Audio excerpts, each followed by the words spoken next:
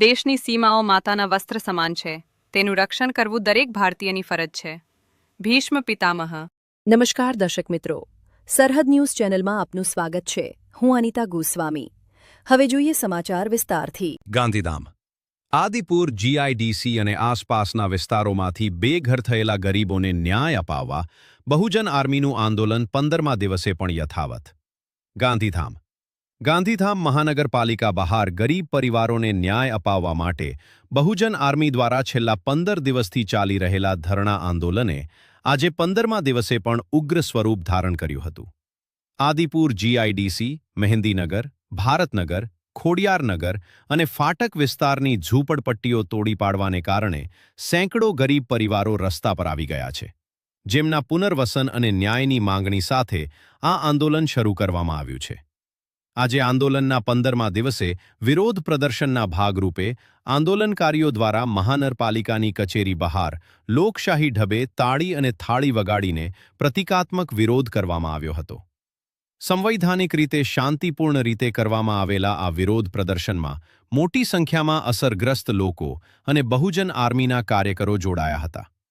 આ પ્રસંગે બહુજન આર્મીના સંસ્થાપક લખનભાઈ ધુઆએ જણાવ્યું હતું કે જ્યાં સુધી ગરીબોને રહેઠાણની વ્યવસ્થા કે યોગ્ય ન્યાય નહીં મળે, ત્યાં સુધી અમારો સંઘર્ષ ચાલુ રહેશે.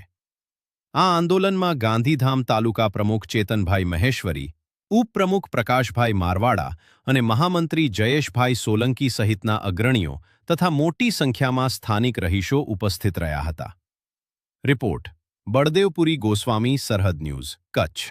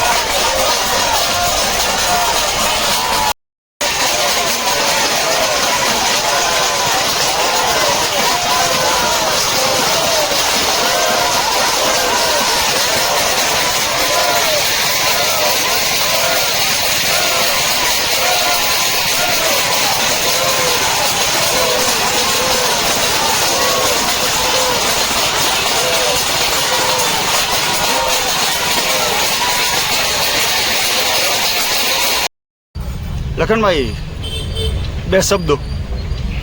બસ શબ્દો એ છે કે આજે 15મો દિવસ છે ધરણાનો ગાંધીધામ મહાનગરપાલિકાની સામે.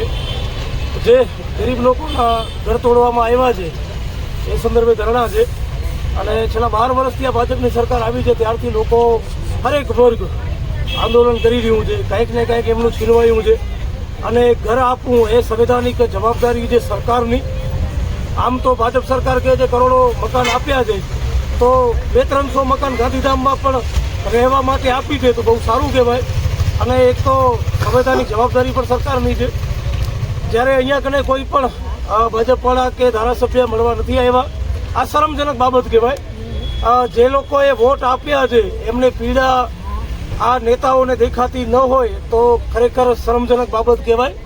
અને હું તો આખી કચ્છની જનતાને કહેવા માંગુ છું કે જેવી રીતે દિલ્હીમાં આજે પ્રોટેસ્ટ થઈ રહ્યું છે, આંદોલન થઈ રહ્યું છે, એવી જ રીતે ગાંધીધામમાં આજે 15મો દિવસ છે ને આવનારા દિવસોમાં આ આંદોલનને પણ બહુ મોટું કરવા જઈ રહ્યા છે. અહીંયા કને અત્યાર સુધી એવું હતું કે જે લોકોના ઘર તૂટ્યા છે એમને માત્ર ને માત્ર ધરણા ઉપર બેઠા હતા, પણ આજથી જે લોકો આ ઘર તૂટ્યા છે એમની પીડા જેમને ખબર છે, જે પીડા જાણી શકે છે, એવા લોકો પણ ધરણા ઉપર આવવાના ચાલુ થઈ ગયા છે. એટલે આવનારા દિવસોમાં હજારો લોકો આ ધરણામાં જોડાશે અને બહુ મોટી રેલી ગાંધીધામના ધારાસભ્યના ઘરે જઈને પણ રજૂઆત કરવાના છીએ. અને જે પણ સંવૈધાનિક રીતે કાયદાની રૂએ આંદોલન કરવાના હશે એ તમામે તમામ આંદોલન આ ગરીબ લોકોના ઘર મળે એના માટે અમે કરવા જઈ રહ્યા છીએ. આ તો હજી શરૂઆત છે અને હું એટલી ખાતરી આપું છું, જો આ આંદોલન લાંબુ ચાલ્યું તો કોઈના બાપની તાકાત નથી કે અહીંયાથી ધારાસભ્ય ભાજપનો કાઢીને બતાવે. આવનારા વર્ષે જ 12 મહિના બચ્યા છે વિધાનસભાની ચૂંટણીને, ઉખાડીને પગાડી દેશું ભાજપને અહીંયા. એ નક્કી છે.